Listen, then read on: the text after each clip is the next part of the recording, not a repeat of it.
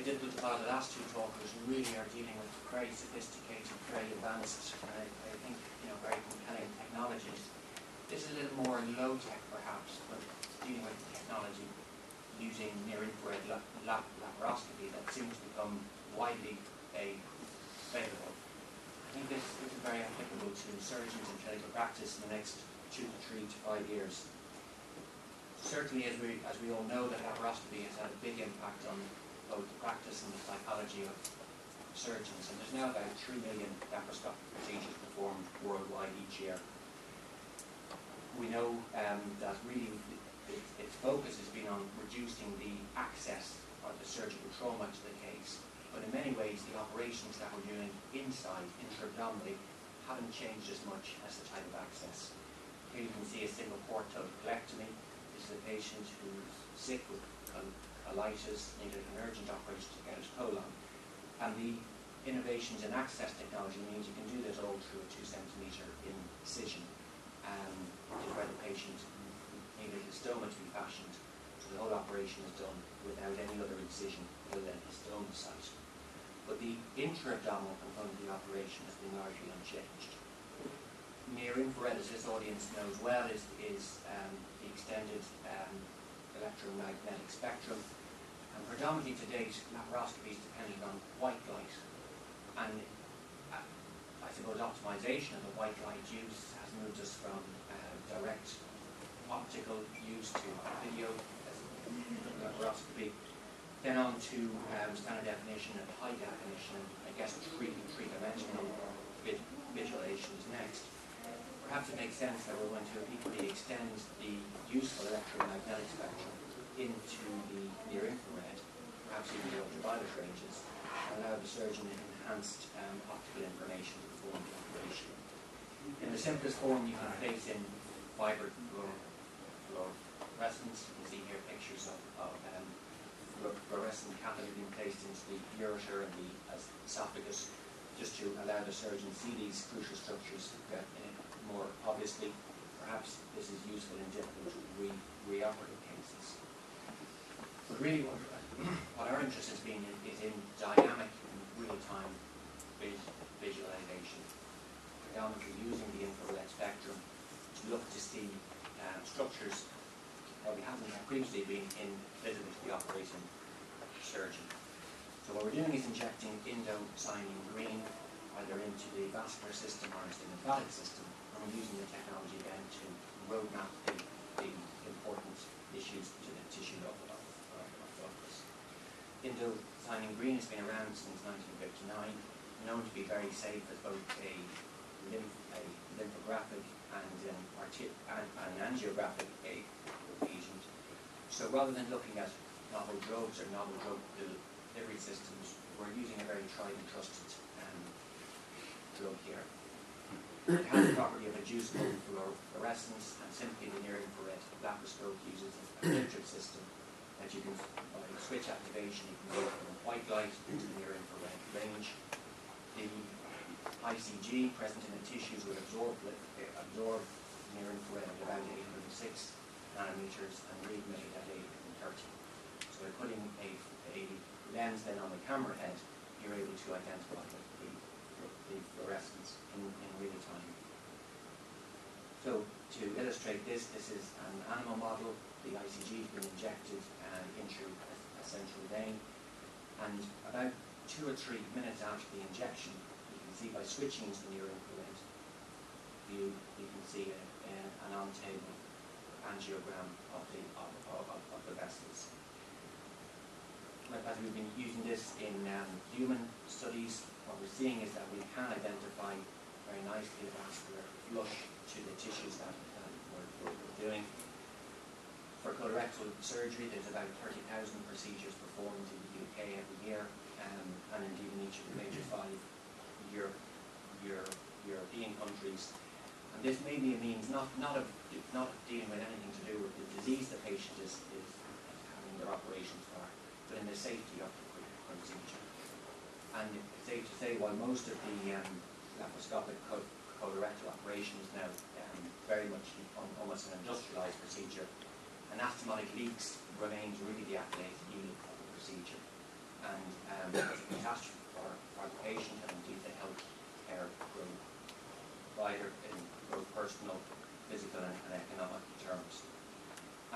anastomotic leak rates in a low anterior section done for rectal cancer, which probably these days might have been treated neoadjuvantly with radiotherapy. The anastomotic leak rate is in the order of maybe 20 to 25%. So an ability to determine a safe anastomosis, or at least perhaps to document the time it was made that the procedure was technically perfect, is a great potential advantage. You can see that in these pictures that really though it's just that this is a linear scale, that really what you're depending on at the moment in this technology is the operator being able to interpret different shades of blue. Perhaps it's not yet until it's objectified and made into perhaps a traffic light type of system. This isn't perhaps much better than the current systems, which is palpation of the mesentery, putting across the mesentery, and making a kind of a subjective view of whether or not you felt that the pulse static level was sufficient. Lymph nodes, however, is an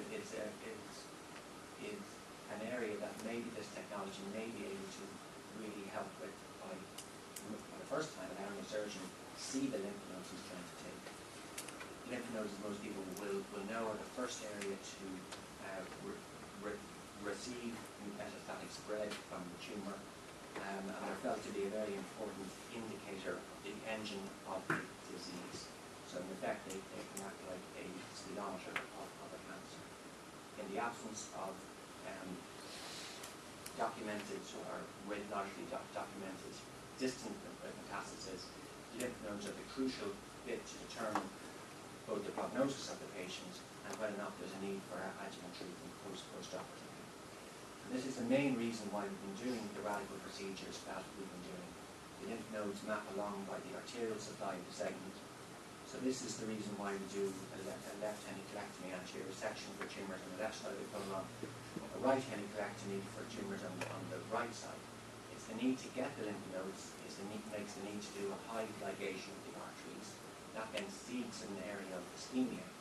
And you need to then resect a much bigger proportion of tissue than is otherwise necessary just for margin-free clearance of the tumour alone. And it's why, although our incisions have gotten smaller, the intra-abdominal component has stayed the same.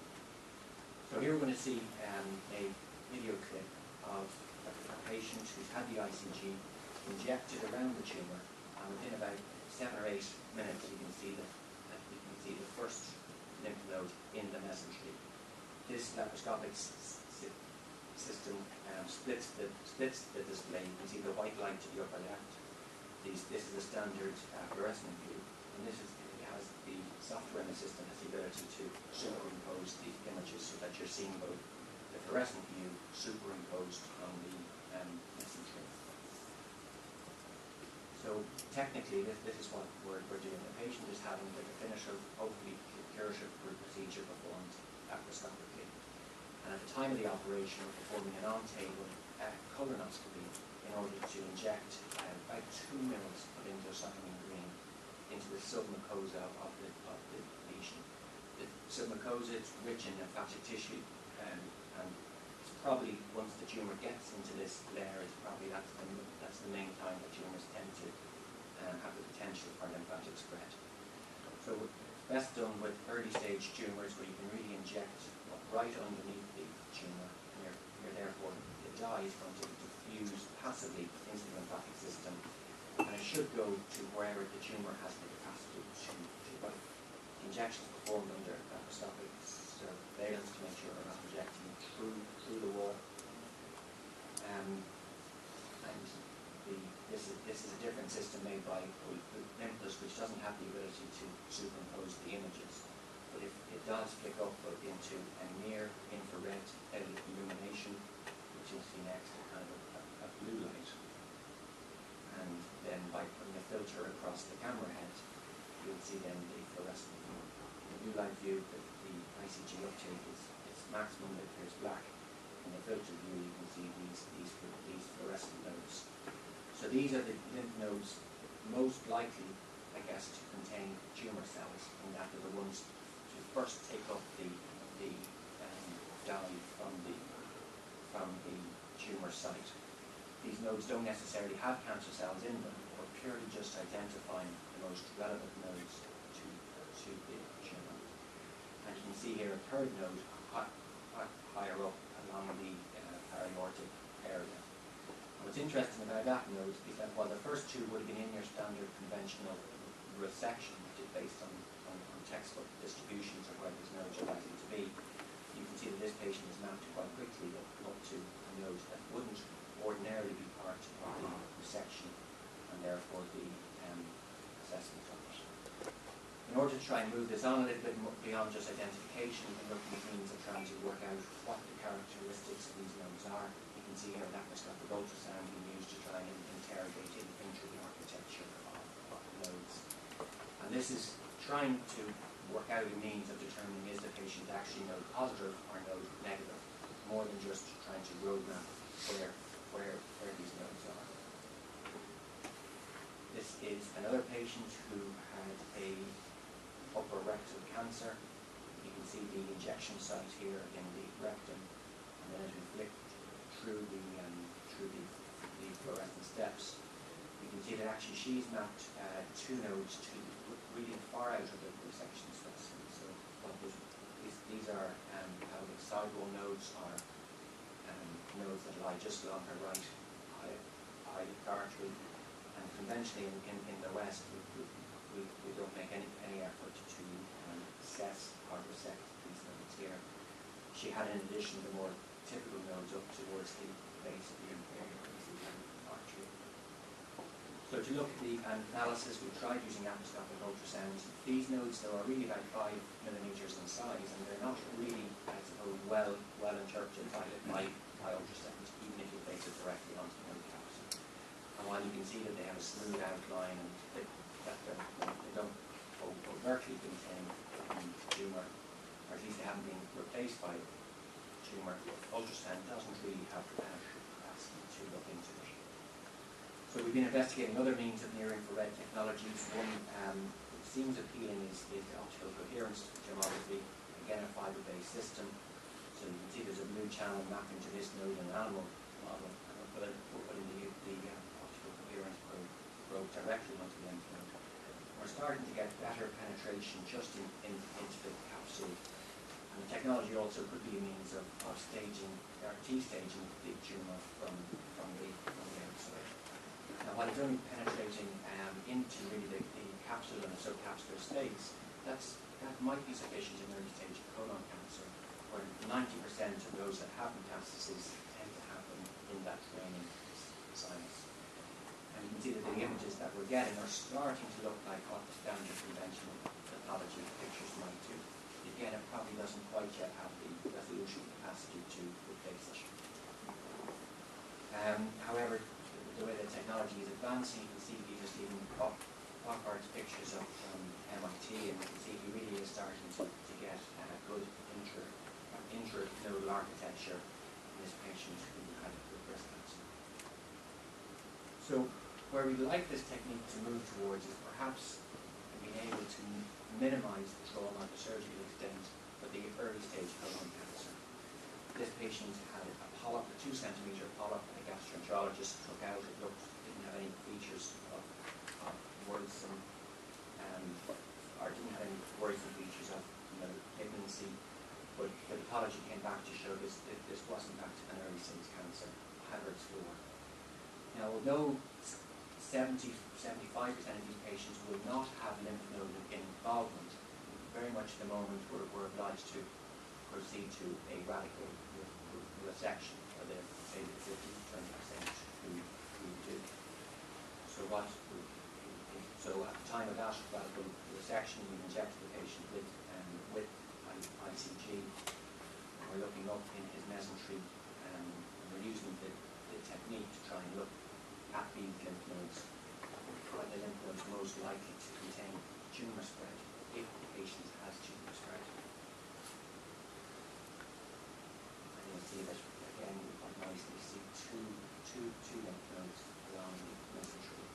And our hope would be if we could focus in on these lymph nodes, we might be able to preserve any operation on that category of patient. Alternatively, there is increasing understanding that maybe there's a role for super radical resection if a patient has lymph node disease, perhaps there's a role for doing a really extended lymphadenectomy. And that if you could determine the patient being node positive and advance their operation, might be able to now start to tailor their operation to the stage of the disease rather than to the test. So in the 18 patients that we looked at, you see a very typical range and BMI of those who presented between 14 cancers. We tend to inject either immediately before the operation or just after the placement of the laparoscopy.